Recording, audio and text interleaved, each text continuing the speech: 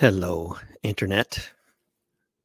Um, so today's guest was not able to join me for the broadcast. So I am trying something entirely new um, and completely last minute, a resistance open mic. I will post the URL you have to click on, or actually not click on, but kind of retype because it's not a link, but it's, but once you type in the URL, you will be in the virtual green room waiting in the queue to join me live when I let you in. I'm the producer as well as the host of this little call-in program. And I will post the URL right there. This is a resistance open mic. And the idea, although last minute and not organized in advance, not organized at all, and it might work better if with some actual prior planning. However, the idea is this.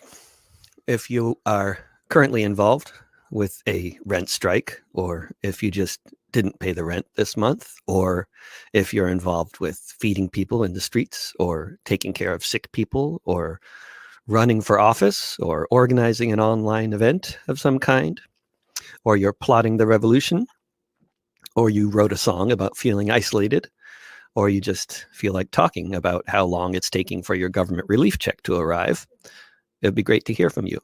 Not only would I love to hear from you, but I promise other people would too.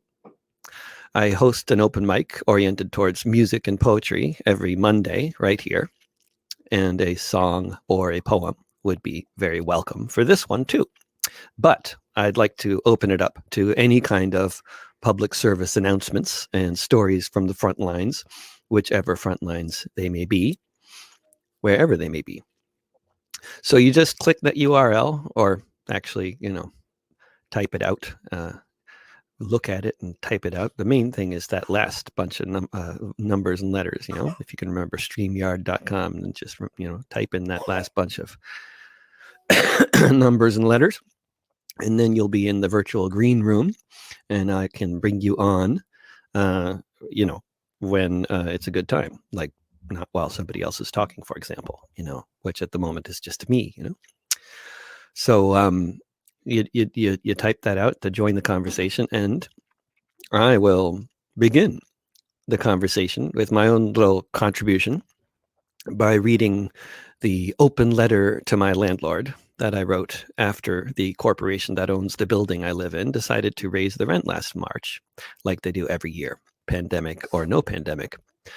And I hope that while I'm reading my open letter, someone out there might feel compelled to click that link and get in the virtual green room on StreamYard, the live streaming platform I'm using for this broadcast.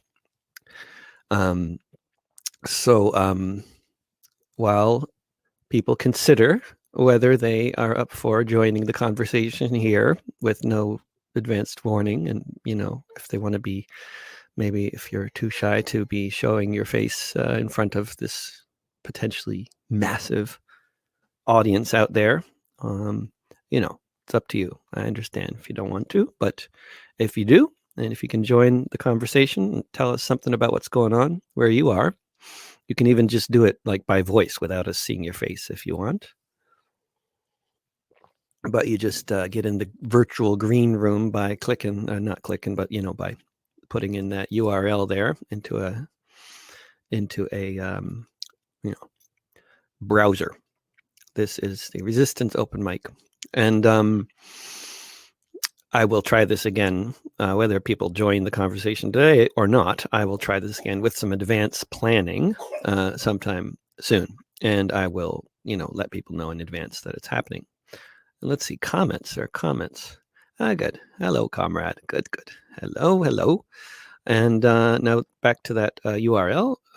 That's the URL. If you want to type that in and join the conversation. If you don't, we'll try it again anyway, regardless. But I will now recite the letter that I wrote to my landlord, in case you wrote a letter like this to your landlord, which you want to tell us about. Are you paying the rent? 1 out of 4 renters in this country are not paying the rent right now, largely because they can't, but in in other cases because they're on rent strike or in solidarity with those who can't pay the rent. Or they just think that the amount of rent they're being charged is outrageous by the corporations that are just taking all that money for their investors and don't need it and aren't raising the rents for any reason other than just profit. But anyway, here's the letter I wrote to my landlord. And if you wrote such a letter to your landlord, please chime in and and read it to us. Dear Mr. and Mrs. Randall, just to let you know, since we've never met, I'm one of your many residential tenants. I imagine that between you and your corporation, the Randall Group, and then between that and its subsidiary, CTL Management, Inc., there are several degrees of disconnect. So you may or may not be aware that your corporate representatives have just sent me, and presumably your thousands of other tenants up and down the West Coast, notifications of yet another annual increase in our monthly rent. The letter, accepted here, is a very slight variation of the same one we have received every year since I moved into one of the many buildings you own in Portland, Oregon in 2007. You or the management company you own has more than doubled our rent since that time. You have never once provided any explanation in your annual letters for why the rent has to increase so much more than other people's wages do. As you may know, wages have remained stagnant in this country for decades, as our life expectancy has as well. The thing is, stagnant wages are only leading to a life expectancy that is not rising because expenses are not stagnant. Expenses are always rising. Chief among those expenses? Rent charged by people like you and corporations like yours. It admittedly does really irk me that in 2011, you donated $10 million to a hospital here in Portland so that they named the children's wing of the hospital after you.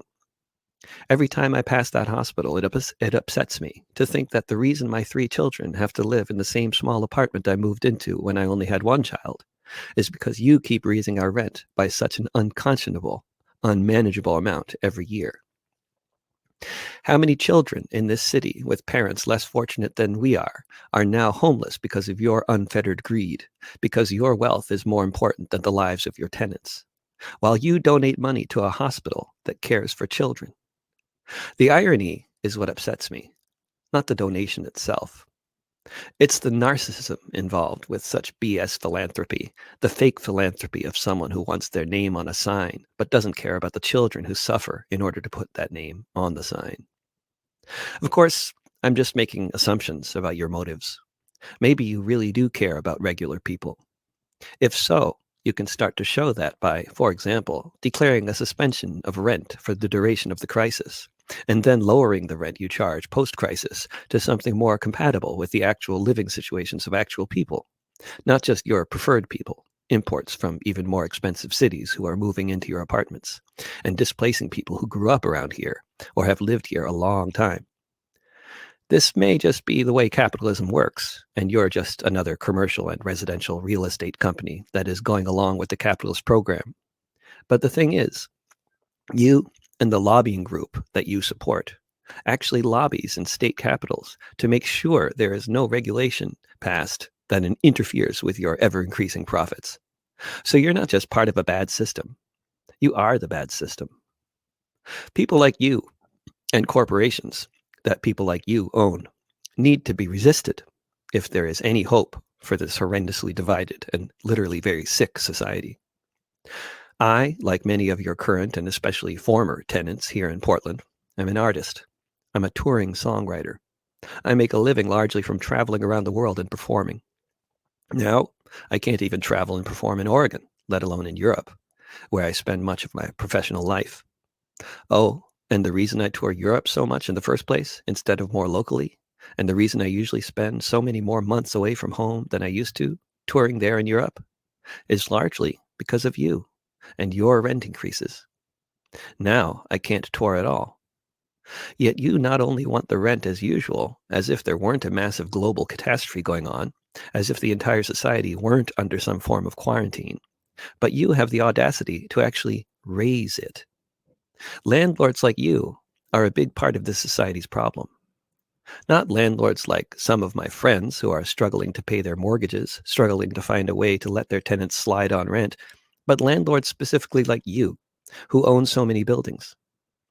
Even your corporate clients are announcing they're not going to pay their rent for April.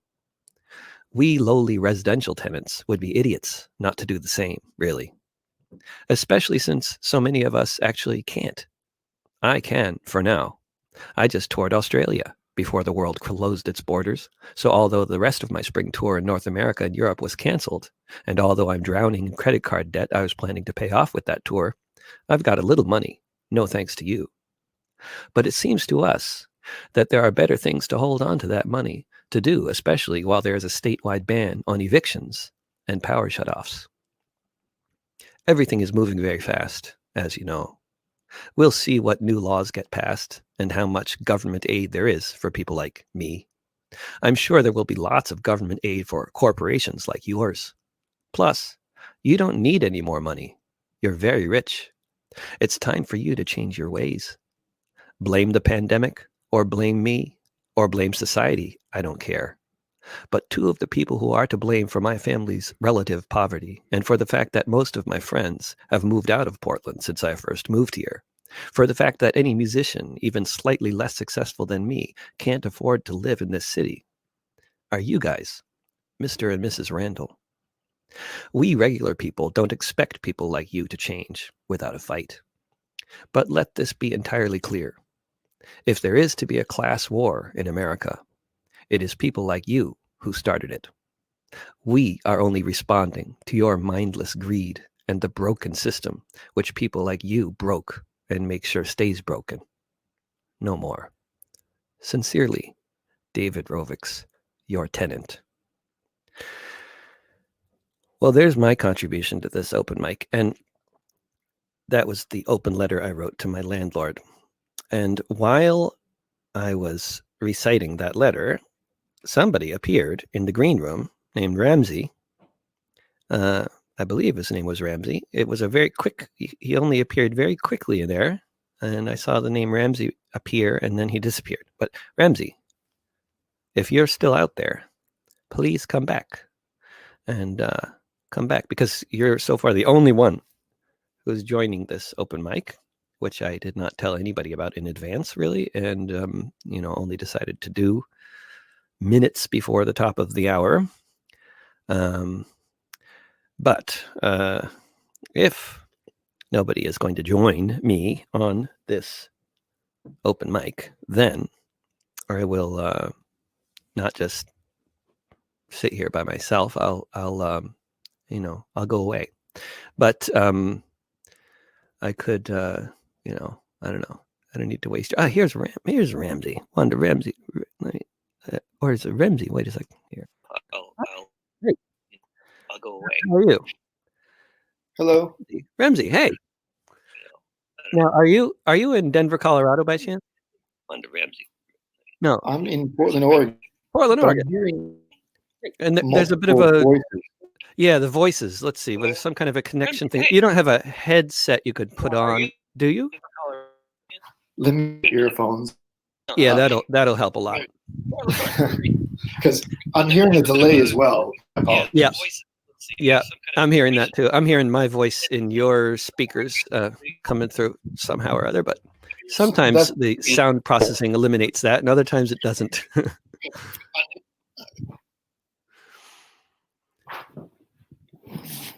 But I'm so excited to have an actual caller. So excited to have a participant in the call-in show that I only just started only moments ago. So, yeah. So, what are you up to, Remzi? Tell us about it, please. I'm still hearing a delay. Yeah. Okay. Just so that's a tricky thing, especially if you have not done a lot of LSD to ignore the delay. But just I'll just shut up and you won't hear the delay and tell us anything that you have to say, please. Are you on rent strike? Because the delay sounds like it's maybe 30 seconds long. 30 seconds? Well, you're still going. Oh, wow. So now you just stopped from the previous time. Wow. Now myself, we can't do this. Is there something else? Is it on my end? I don't know. I've never had a 30-second delay. Only 2 seconds usually. I it's impossible. Right. I'm sorry. I'm going to have to leave, right? I understand. Sorry. I don't know. Look, you can just talk, and I'll stop talking, and then it'll work. Attempt it with a different browser. So I'll come back. Oh, okay. Good. Well, that was interesting. He was entirely audible in real time to me, but he was hearing what I was saying much later. Sometimes these signals have to go get processed by, the NSA, and I think they're located in Utah, and it has to go through all these different servers. So who knows how long it takes before it gets where it might be going. Let's see if this is any better. I'm back. Yeah. Yeah.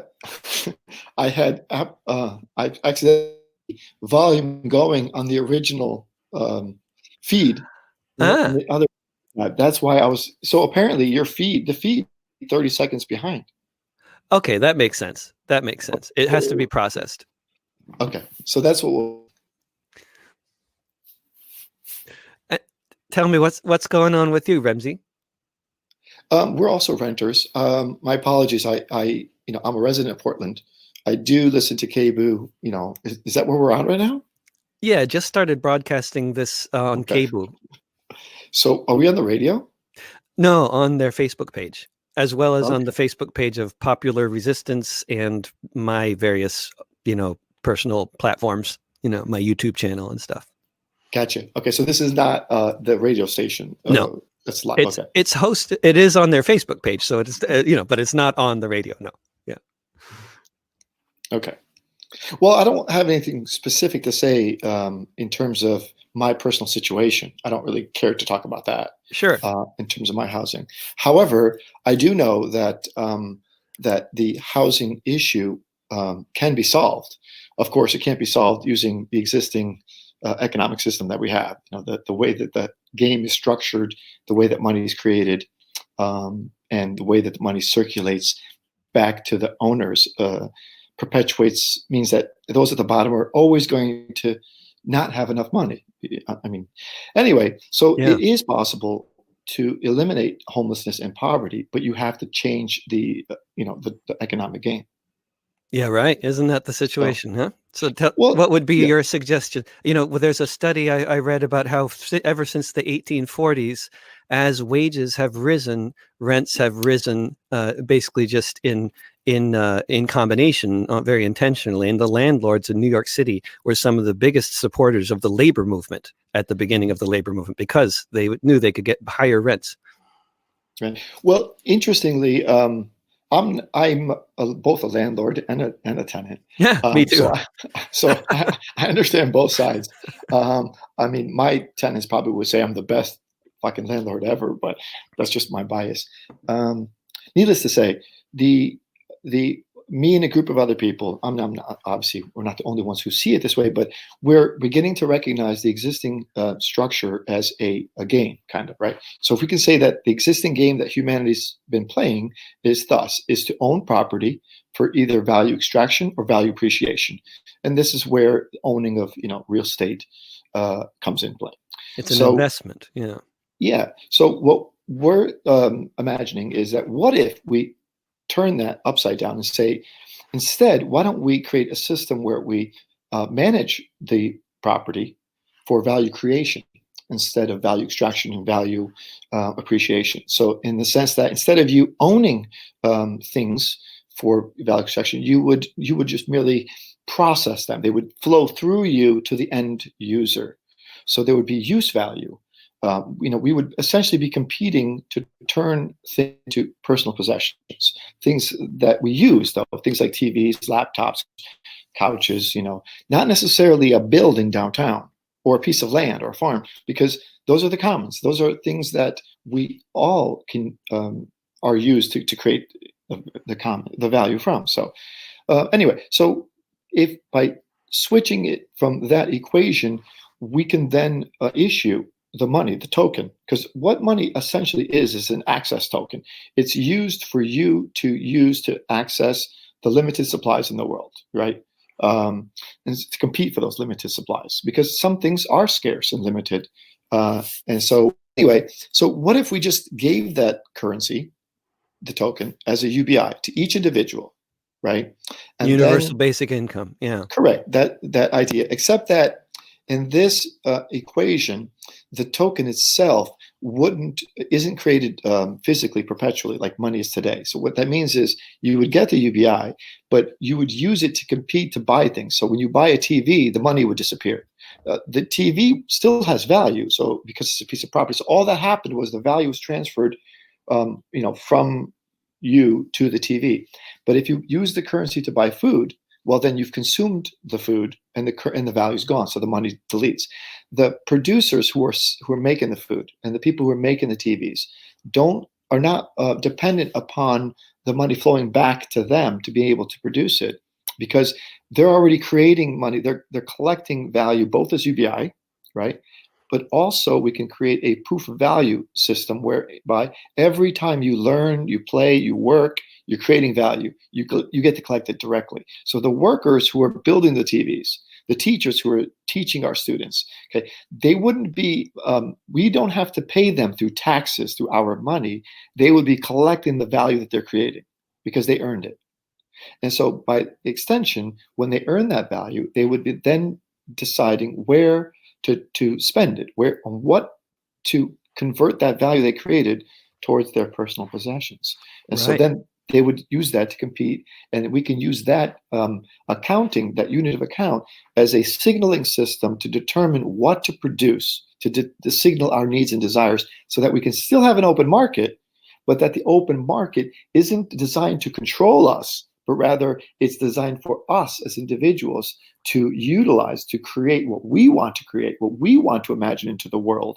And so it would change, it from bosses in the capitalists deciding what to build, where to build, how to build it, from our individual choices, bottom up, democratically, cooperatively, determining where we work, how we work, and what to produce.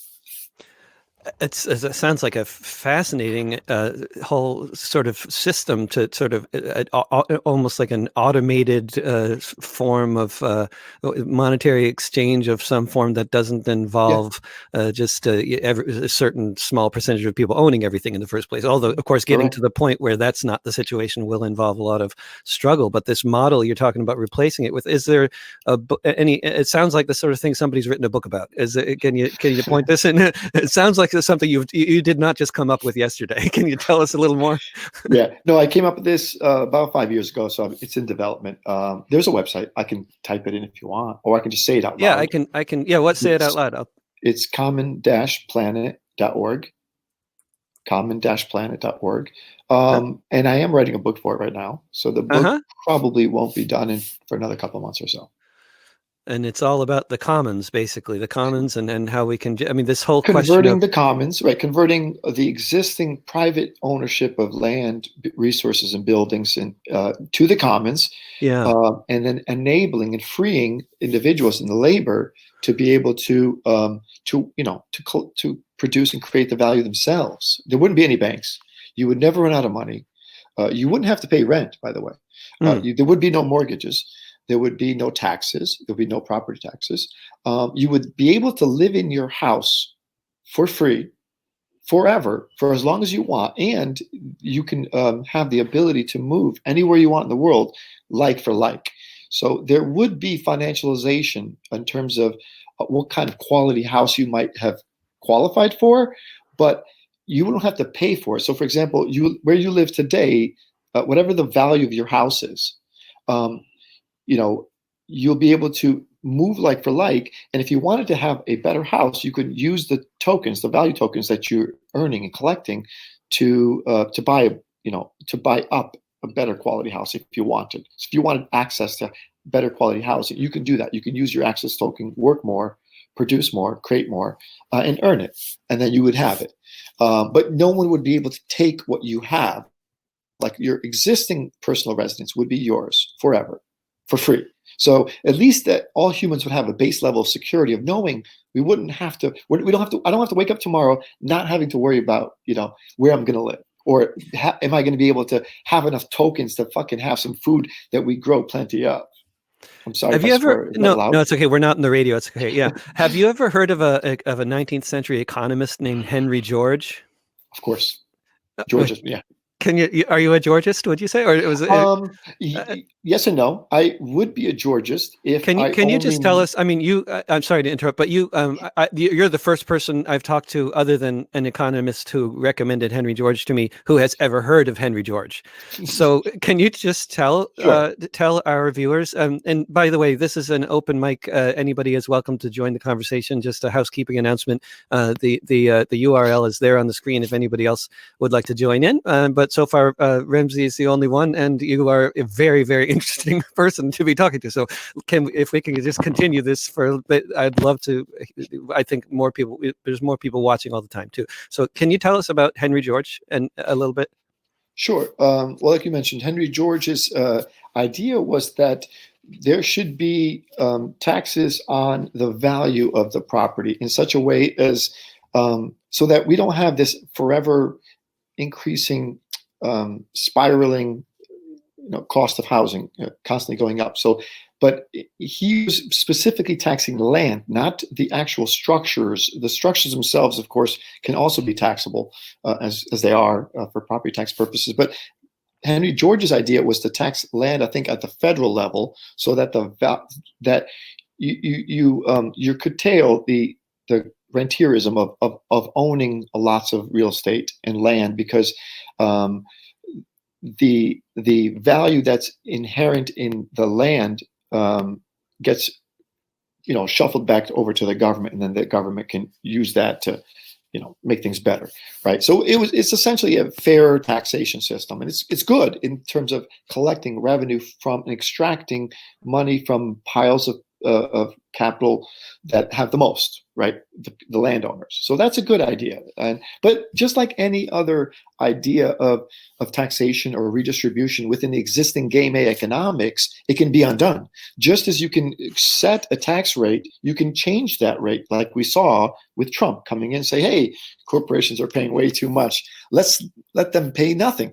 Anyway, so those can be changed all the time. So the circulatory nature of the existing economic system requires you to constantly have to reshuffle and redistribute money from those that have to those that don't, and in order to make the game work and continue. And as you're seeing today, well, how are you supposed to make the game continue if the only way, the main way for the main players, which is humans, to play and collect value in the game is through labor, but there's not enough jobs for everybody? Well, that's musical chairs. That's not a good game. Obviously, you can't play that game. The people won't want to play that game because it's not conducive to allowing us to participate, right? And so what did they do? They created the Federal Reserve with a mandate, dual mandate of maximum employment, right? Reducing the unemployment to it, because the game, if you don't have a job, then you can't collect money. So if they don't focus on maximizing employment, there's not enough employment opportunities, the people will revolt, right? Because it's due to no fault of our own, are we allowed to participate in this game? You guys made the rules. Here I am, a human, and it's not working for me. I'm out here willing to work, but I can't because there's not enough jobs. Anyway, so that part of the equation is a design feature, on purpose, but it's also a major flaw of theirs. And so, in order for the capitalists to make capitalism work, they have to manipulate it. And this is what we're seeing right now with injecting the money into the balance sheets, directly into the balance sheets of banks. Oh my God, the Federal Reserve just this week is now buying corporate debt, corporate bonds. What the fuck?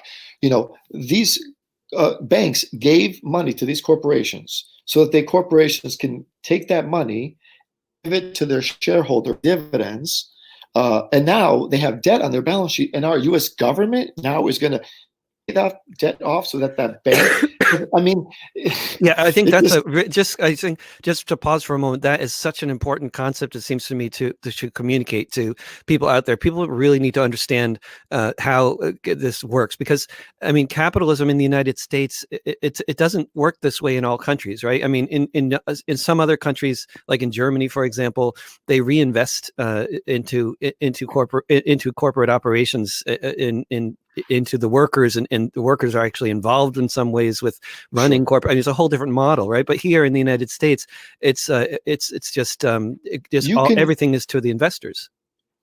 the factors within the equation can be altered. You can change the percentages, the amounts within the equation to make it better or worse for people or corporations or for the government, et cetera, et cetera. So those can be altered okay, but the game is the same. The equation is the same. So Germany, Japan, China, even that's supposedly communist, is actually playing the same game. So while China has essentially implemented, not really Georgism, but all of the land is owned by the government in China. So you can't own privately, for the most part, land in China. It has no value. Well, it does. I think the state charges a fee for those who want to use it, for their capitalist enterprises. But the So that's rents how in Shanghai and Beijing, the rent is like as expensive as New York, it I've is. heard. How does It that is. work? Do you know? Like Well, they that's just because of the people that own the buildings are able to get away with charging whatever they can charge. correct. Well, see, the land is separate from the building. So China owns the land, but the developer and the private capitalists can own the building. So they can charge rent for use of the building, but China's still extracting money from them for the use of that land. So that kind of like makes Georgism look pretty bad, because I mean things are really bad in China for in terms of the cost of rent, right? Although the No, productive that's not they've built a hell of necessarily. a lot of buildings though, so that says something about the power of this capital, I guess. Perhaps there are other. I think there. I didn't study Georgism too in depth, but I know that there's another country, I can't remember which one, maybe Thailand, that has implemented some semblance of Georgism in terms of taxation of land. So it is, possible to do. If you combine Georgism with an idea of capital homesteading, of taking over, say, the Federal Reserve and the banking sector, of making loans and taking capital interest within the enterprises of the country, and extracting their profits and using that to distribute to the citizens as a UBI or some kind of wealth fund. So you can make capitalism better. There's no one's arguing that we can't make it more fair and better. Sure, you can, but just as you can make it more fair and better, it can be undone quickly by those who take power and change the rules to benefit themselves right away. So the fact that the game is fundamentally a problem. Once you Right. get new people in, alter those numbers of equation to benefit themselves, and this is the problem with the equation. And do you have any particular? I mean, I know, like, one of the things that I often say, and many people often say, I guess, is there's ideas, and having vision is one thing, and it's vitally important, and I think really it can't that cannot be overemphasized in terms of like the kind of importance of having a good imagination and trying to imagine how a society could be different. And if you've traveled much, then you've seen different societies, because they're not all the same. But and there are shades of differences that are important that we can benefit from traveling and learning from. But the point is, like, there's so many good ideas out there about how we could change society so that it's not so unequal, so that maybe it's even not unequal at all. But and that's so important to have these ideas. But then as what was it, who was it, not Morgan, it was one of the capitalists from the 19th century who said, one of the railroad barons, I looked it up, he actually did say this, it's not just a rumor mill thing. Why should I worry? I can pay half of the working class to kill the other half.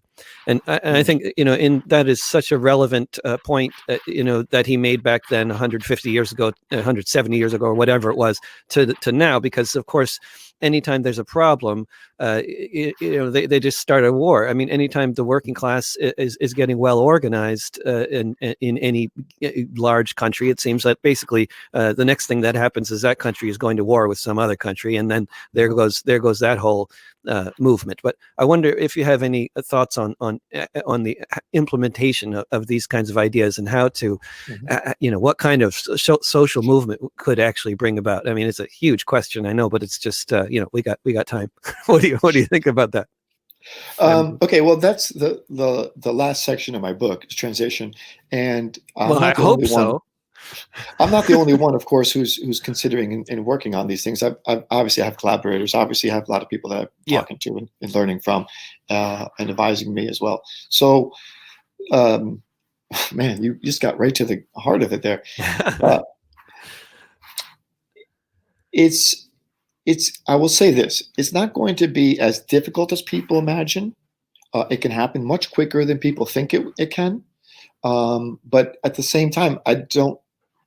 It's not going to be easy, and it hasn't been easy even to get to this point. So, oh God. Okay, I know so what it's a I really think. big one. But Sartre, the philosopher Sartre, he said the what was it? The infinitely complicating factor, something paraphrasing here, but the football is infinitely complicated because of the existence of the opposing team. So like these ideas, any good idea, any well thought out idea is easy to implement if you are in charge, but you're not. So, okay, well, I can say that because of the way that Game A is structured and the currency that it uses, is unique to Game A, and it's powerful, and because it is a physical possession, it plays differently in the game. So, in order to implement ours is more of a transition rather than, excuse me, it's a replacement, a kind of a we can't play my version of the game at the same time as game A is being played. The two are not compatible. The currencies don't they don't exchange like the currencies today. For example, if you wanted to play game A today, you can. You can create your own currency. Bitcoin did. China has their own currency. US has their own currency, and they're all exchangeable, right? And they're all the same. They all have the same characteristics. Once it's created, it exists. It might as well exist as if it is a gold coin, right? It doesn't matter that it's represented on a computer screen. It's able to be exchanged with one another as if it were a gold coin without any exchange of goods. You can give a coin to anyone you want and control their behavior by giving them this coin, obviously. And this is how that quote that you just said about that capitalist, that was probably Rockefeller, by the way, who is because money does control us. Because money, we can only get money from somebody else's money, right? We don't have the opportunity, the ability to create value out of thin air like banks do. So we have to get money from some other people. We have to fight for it. We have to compete for the limited resource that is this money. But in ours, the money isn't digital. I mean, excuse me, isn't physical. So it's only digital. You can't transfer it with a dollar, or so it can't. It's not compatible in the game. So the only way to get from here to there would be to map out all of the property in the world, all the digital titles, all of the new currency, all of the governance issues of the voting protocols. All of that stuff must be connected and given to people so that people can begin to contribute and claim titles for their property, your personal possessions, all the property you own, etc. So once we've mapped out all of that data, and then we've mapped out the rule sets and how the currency would be used, and everyone likes it and says, hey, you know what? I would rather play that game than this shitty game I'm playing now. Let's play it. We're ready. So that transition period may take years for us to develop all of these tools, and to develop and title everything. But I don't think it'll take as long as people think. We're already been doing that. Not just us, but there's multiple organizations who've been working on the individual pieces, the property titles, the mapping, the direct democracy, the voting, the governance structures, the cooperative enterprise management systems that is well researched and well developed. So all of these pieces are here. It's just a matter of what we're hoping to introduce is a protocol level at a foundational economic protocol level that makes economics fair and that introduces a currency that gets created and dripped to each person, each community equally all over the world, perpetually, that can be used to that we so that we can command and get what we want out of the market. So, but that layer, is foundational, and it's transitional. So it has to be Yeah. built and It has offered to be and built, created and then there needs to be a and social modeled. movement that's going to create Sure. it. Right. The Right. movement, the social movement it already exists. People have been, throughout history, people have been wanting more freedom, sovereignty, liberty, security, opportunity, all these things, right? These are not new. We've been struggling the same fight, against masters forever. Yet we persist in a system of perpetuating the idea that masters have to exist. Somebody has I, to make, I pay the rent because if I don't pay the rent, I'll be evicted. correct. And that is true for millions and millions of people in this country and all over the world. Same. So I mean, the system is coercive. They have the power. They have the guns. They have the military. They have the police. Of course, all those are just human beings, and they can also be convinced to change their perspective. But now, those things that you just mentioned, they have all those things. But what is the tool, the means of them being able to control all those peoples and their actions? What is it? It's money. yeah, money and the threat of violence and power. Well, of course, the threat of violence, but the threat of violence is able to be initiated and controlled through the use of money. Yeah.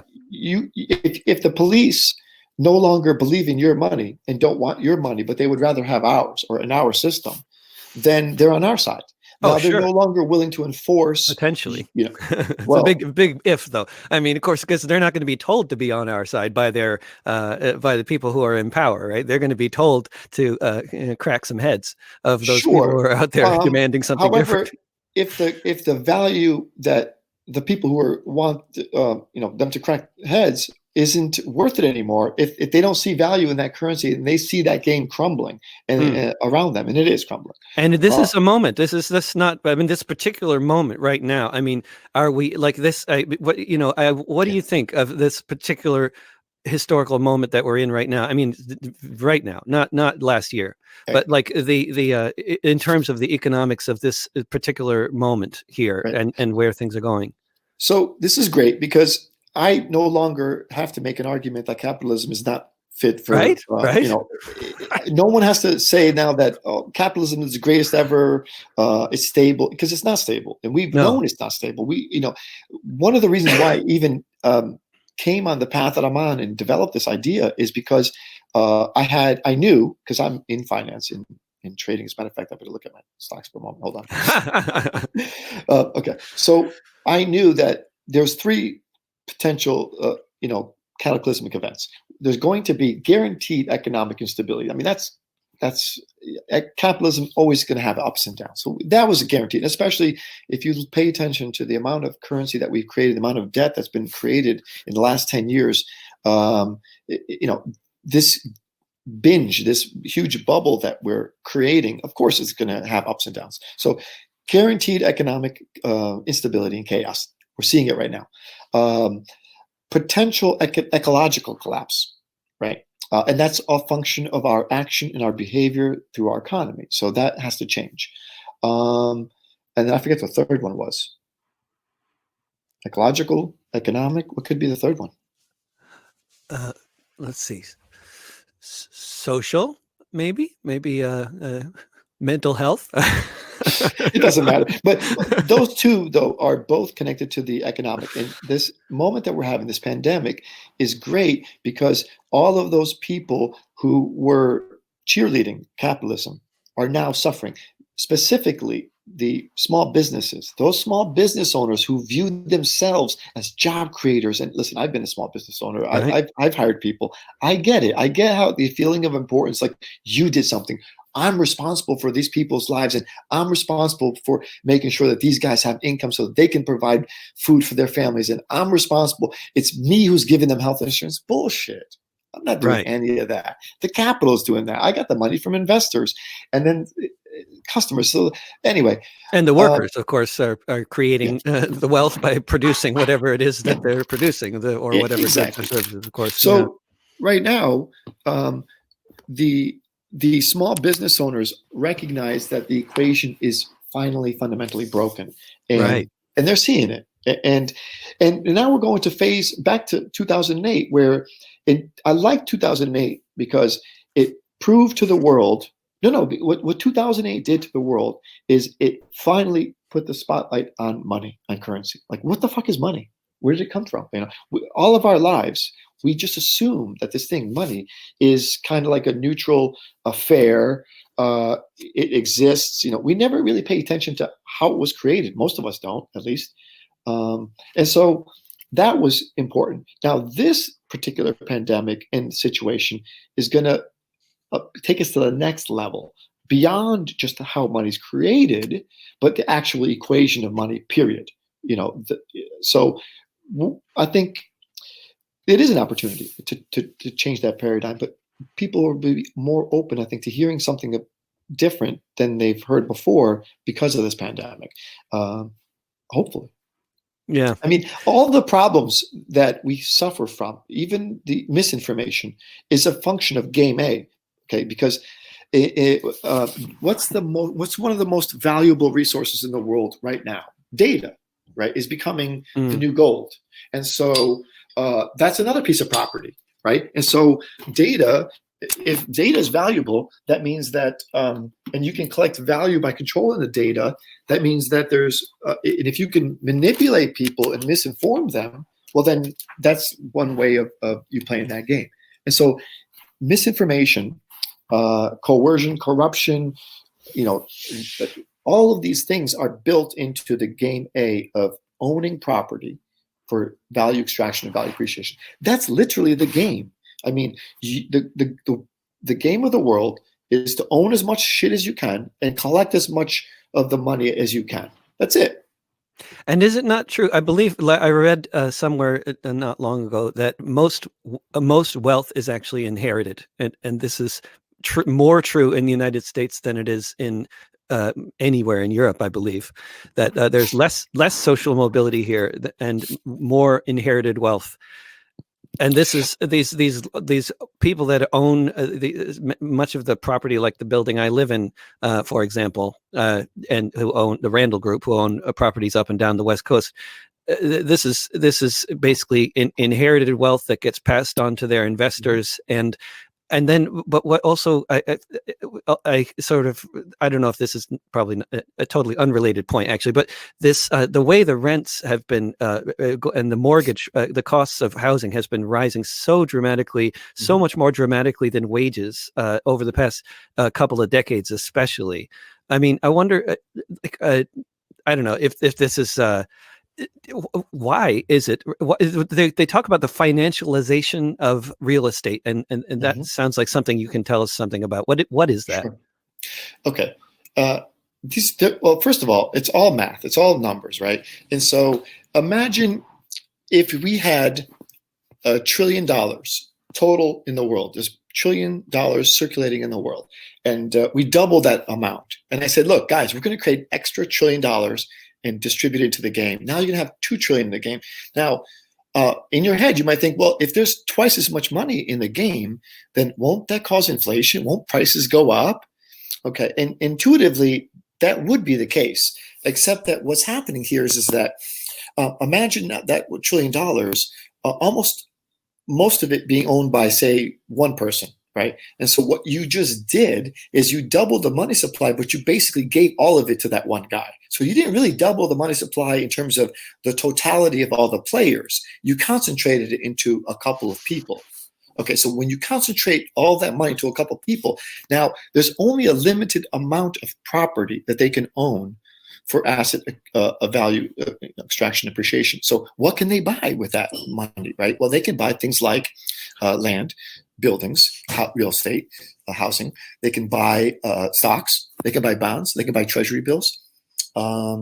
They can buy patents. I mean, you can buy all kinds of things, right? So these are the properties that they invest in. And so as the money in circulation gets increased, the property and the gain will get increased because that is increasing for the most part. Property is more or less kind of a stable growth trajectory. The amount of buildings and houses in the world is growing, but that's more or less stable. So if you're creating all this new capital, all this new wealth, well, then of course you're going to be competing for the value of the property in the game, right? And so the reason why real estate went up is two reasons. One of it was because the amount of currency in circulation increased, but the second reason was because the interest rates dropped. And so what that means is that the total cost expense of owning that house or that property is now less because I'm paying less for the interest. So and for the mortgage, et cetera. And so for the debt. So debt interest rates used to be as high as, I don't even know what the record is, but I know that my parents' first house that they bought was 18% back in 1980. Okay. So they bought a house. I know it sounds insane. That's like credit card. Wow. I know, but hear me out. But the house only cost $30,000. Oh, today that house is like over 400 something, almost 500,000. So you do the math there. What is 18% of 1,000? Who gives a shit? It's meaningless in terms of a 30-year note. But you know what? 5% of 500,000 is a hell of a lot more than 18% of 30. So in totality, the difference is night and day. But as interest rates go down, the price of the real estate will go up because the ownership of the house is lower for the owner, and so they use that more for the house. Right. So this is why real estate's been going up. Now we lost you for a second there. Sure. Can you repeat that last that last sentence? If as interest rates go lower, the cost of ownership to maintain and to own the property goes down. Therefore, the buyer is willing to pay more for the property, right? So it makes more sense. Okay, so let's put it this way: if you have a typical worker who's maybe earning, say, wait, we lost your mic there. I think you buried it. Sure. Oh, I did. Okay, so they're working at Nike, and they're making $8,000 a month, right? And now, so their budget, let's say their budget for a house is $3,000, right? That's the total amount that they're willing to spend on a month for a house. That includes, mortgage, property taxes, insurance, etc. And so that's their total amount. They can't go above that. If the interest rates rise, then that means that they can only afford a less expensive house to stay within that budget, right? And so, but as that interest rates goes lower, that means they can afford to buy a higher expensive house now than before because they're still staying within that budget. And so people's purchasing patterns are based on their budgets, not necessarily based on the total cost of the item. Obviously, you take those in tandem with the insurance interest rate. But as interest rates go lower, it makes the housing more affordable, and the value will go up. And so them lower interest rates is actually a bad idea. So lowering interest rates and the value goes up because the people who are selling the house are able to charge more because the interest rates are lower. So the people who are buying the house are able to afford to pay more because the cost to pay for it, the mortgage, the maintain it on a monthly basis, right, is the same. So people what about the seller? What about the seller? What does sellers don't give a shit. I mean, they want to make more money though. They want to make as much money as possible. So they're going to out of their hands. They can only sell what people are willing to buy. Real estate is unique like that. Every seller wants to sell everything for more than it's worth, especially for real estate. But there's a lot of I mean, it seems pretty clear that at least in terms of the real estate developers who have largely bought the state legislatures and city councils throughout this country and have defeated rent control legislation since the 1980s. I mean, they have a political agenda, and they also engage in what a lot of people would call price fixing.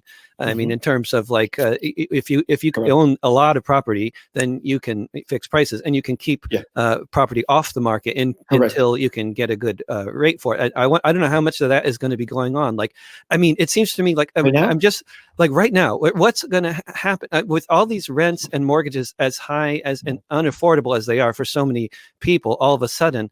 I mean, is it like, I I'm surprised to the degree that the capitalists have been capable of shutting down their own economies. I did not think, I'm not surprised that China was able to, had the sort of central authority to do something like that. I am surprised that it's happened in Europe and the United States, although, obviously they had the Chinese example to follow. Yeah, it was pretty shocking, right? That they, because I thought they were all about profit overall, but now it seems like enlightened self-interest and long-term thinking do enter into the equation a little bit, right? But then if that's the case, and if there is any long-term thinking going on, then landlords like the Randall Group and Prime Group and these companies that own thousands of buildings just on the West Coast alone, they're going to have to lower what they charge for rent. But they're not. But are they ever? What's it going to take? I wonder if that's going to happen. It's all up in the air right now because the unknown right now is that we have too many people who are unemployed. If there's no means, if the money doesn't circulate, the money doesn't flow, the capitalism, it stops. And so I don't know. Nobody knows this, but this is why we need to change, obviously, the economic equation so that because money is fake. We're using math to account for the flow of resources in the world, and we're using it in the wrong way, basically.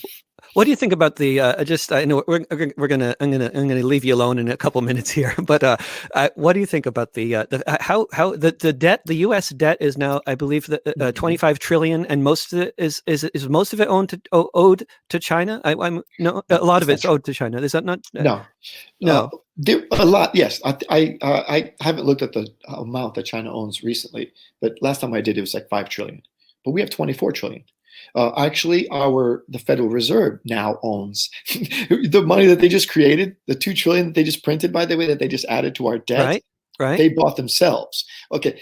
Our own Federal Reserve, which is technically owned by our government. They're a private entity, but whatever profits they make, they report to us. We can't audit them. They just tell us how much they made. They give it to our federal government. So why is our federal government creating $2 trillion to borrow it from itself? It boggles the mind. But the debt, people don't understand what the debt is. Okay. So the debt is an asset. It's a piece of property in game A to invest in. People don't realize the US government just created $24 trillion investable assets. The stock market is worth what? Apple's only worth $1 trillion by itself. Google's worth $1 trillion. Microsoft's worth $1 trillion. That's only $3 trillion. So you have the S&P 500, which may be worth, $100 trillion. Our debt is $24 trillion. If you were to pay back the debt, where would $24 trillion of that money go? Those people who own the $24 trillion, those rich people, the Chinese government, corporations, insurance companies, other investors, where would they put that money? What other piece of property would they use that money? They would be competing to push up the property of real estate, of other office buildings, of other land, you name it, of corporations, the stock market. Where would they put it? More overvalued. So the debt is a way for them to, in a way, ironically, people don't realize this, to decrease the bubble and increase the stability of the financial system so that the financial players have a bigger foundation, a safer place to park their money that isn't prone to the wiles of the volatility of the market, because they're guaranteed and they're secure. For a fact, if you buy $1 million worth of treasuries, you're going to get the same amount of rate of return every month, and you'll get your $1 million at the end. That treasury may not be worth $1 million anymore, because over time it can lose value if the interest rates change and your treasury doesn't pay as much as other notes, because it is a piece of property. But at the end, you will get your money back. Interestingly, by the way, people don't realize this. When the government sells treasuries, so the treasuries that we just sold, those $2 trillion. So they sell the treasuries. They say to the investors, hey, look, we're going to give you your money, but every year we're going to pay you, 1%. It's pretty low right now, maybe even less than that on treasuries. So we're going to pay you 1% for the next 10 years. At the end of the 10 years, we're going to give you your money back. So you're a rich person. You buy $1 million worth of treasuries. You give the government $1 million. They give you this piece of paper that says, you own this treasury. You get the interest every year for 10 years. At the end of the 10 years, they give you your money back. Let me ask you a question. Where did they get that $1 million to give you your money back? Just from the debt, right? Or just they No. printed it. Okay, exactly. They're recycling the debt. They Which never is pay it back. They sold it to somebody else, to an and existing. only the federal. I mean, only the federal government of the U.S. can other federal governments can do this, but the U.S. has a particular advantage Yes, in doing in this money printing because the dollar is the world's reserve currency, right? right. And And that is might that correct. change? Might that change if the debt gets big enough? It's a belief structure. You and I and the rest of the world all believe in money, in the dollar. I was born in a foreign What if we country. start believing in the euro? Are you French? What if Uh, we start believing in the euro instead? we could, but we won't. Uh-huh. Uh, that's the same thing as the dollar. What's the difference? So where can I ask where are you from? I was born in Yugoslavia. Uh-huh. I'm Albanian. Uh-huh. So I was born near Greece and Albania. Uh-huh. It's now North Macedonia. So it was communist. Right, yeah. My dad and my grandfather told me stories about how they transitioned a couple of times. And so in each transition, what was interesting was that they had to reallocate and claim every Mm-hmm. single plot of land and build. I mean, because how can you start a game if you don't know who owns what and what the rules are, right? So you have to. Properties is a part of that. That was interesting. Yeah. So anyway, so money is a belief system. The only reason Bitcoin has any value is because those people are willing to believe in that has value. It only has value as long as those people believe it has value. Stocks and everything else in the world is the same thing. Money itself is just a trust game. Have you ever read Yuval Harari? No. Oh God, he's What do you amazing. recommend? What's the book you recommend? Sapiens. The other two are good too. Oh, Those are newer. Sapiens. Oh yeah, I've been Sapiens reading that one actually. was Yeah, I his didn't know original that was book. the author. Yeah, very interesting. But equally, I prefer listening to Yuval speak. There's a Actually, lot me of too. I'm listening to the book. yeah. I Oh, like I do that too. audiobooks much better Yeah. than reading books. Yeah, Same. I because I listened used to to play. Sapiens twice Right. Great. because it was Great. so good. That was a couple of Right. years ago. Right. Anyway, but he's good. I like him because he's really good at pointing out that money is a human make believe construct that we can actually. It only has value because we believe it. Have you read the book Debt by David Graeber? Yeah. Yeah. Was that? Would you recommend that one? Good, interesting read, Um, or? it's a very interesting read. I prefer David's other books. They're much more entertaining in a way. Okay. Debt What's your is favorite? The Rules of Utopia, Great. I think it's Okay. called. I got to look for that. Oh, that's The the rules of it. best. Uh-huh. Something like Wonderful. that. The it's a funny title, but something about Utopia, the Rules of Look it Utopia. But up. it's a lot about bureaucracy. It's very interesting. Great. So his Remzi, book what's is your great. last name? It is. You want me to just type it here? Sure.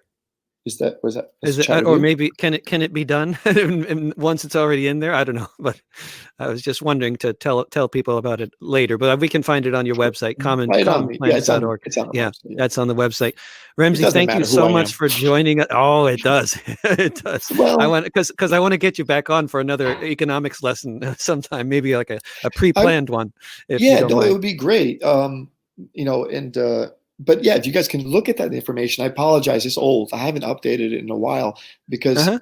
it wasn't something that I wanted to do. I was hoping that somebody smarter and more famous or Right. famous at all would champion this idea and be like, hey, this is a fucking good idea. I'm going to copy this and I'm going to run with it because. Listen, you mentioned it briefly a little bit earlier, but at some point we have to compete against the existing power dynamic, and Yeah. I'm afraid of these motherfuckers because Yeah. they're Right. murderous. Exactly, right? They are So, genocidal murders. But if you so write I the don't want book, to do then this. we can Well, hopefully get a that's whole just lot of it. other people on board for Exactly. this Once the book wonderful is out, idea. then it's too Yeah. late. Yeah. Yeah. I hope. Excellent. Really looking forward to it. Thanks for letting me come on. Oh, thanks so much for I was coming just on, on Ramsey. Facebook and I saw you guys like, hey, I'll just listen. I didn't know I was going to actually Wonderful. come on. Oh, that's great. Wonderful. Wonderful. It worked out brilliantly. Thanks for Totally having me. unexpectedly worked out great. Thank Here's you. my email address, by the way, just in case. But yeah, I mean, I would love to do something with you guys locally for sure. Yeah. Oh, and all this Thanks time for we've having been me. getting comments, which I've completely not been paying attention to. I'm so sorry. All you people who have been commenting. Oh my goodness. Oh gosh. Okay, I was way too busy talking to Remzi and not looking at comments. But I'm sorry. no, I don't think anybody. I don't know if anybody had any questions for you, but we'll just have to save up those questions for the next time we interview Remzi and go to his website, and people can find you there. I imagine they can find you. Yeah. Okay. Thank you so much. Take care. See you again. And that was a wonderful interview with Remzi from commonplanet.org, and a totally unexpected, unplanned interview. And I hope you enjoyed that half as much as I did. And I don't know if I'll make a habit of doing the open mic, given that only one person called in, but it was the right person. And maybe I'll do it again, and we'll plan in advance next time. This, as with all of my programming, you can find on the Discussions with David playlist on my YouTube channel, and you can also find it if you look up This Week with David Rovics on any podcasting platform.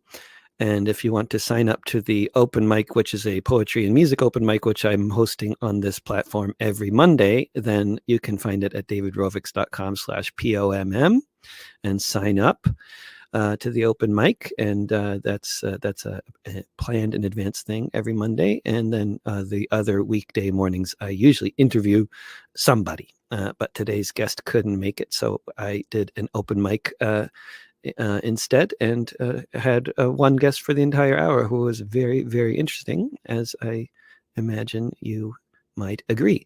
And if you want to support my podcasting and musical touring, non-touring, rent-paying, non-rent-paying, whatever kinds of efforts, go to davidrovics.com/subscribe or patreon.com/davidrovics. And signing off, I'm signing off. And thank you so much for listening, whoever you are out there. And sorry again to all those people who commented who I didn't even notice you were commenting, because I was trying to pay so much attention to what Ramsey was saying, because it was basically, I'm not an economist, so I had to pay close attention so I didn't lose track of what he was talking about. And I couldn't do three things at once, but I'll try better next time. And now I'm going to look at those comments, and take care, everybody out there, and don't pay the rent. Bye.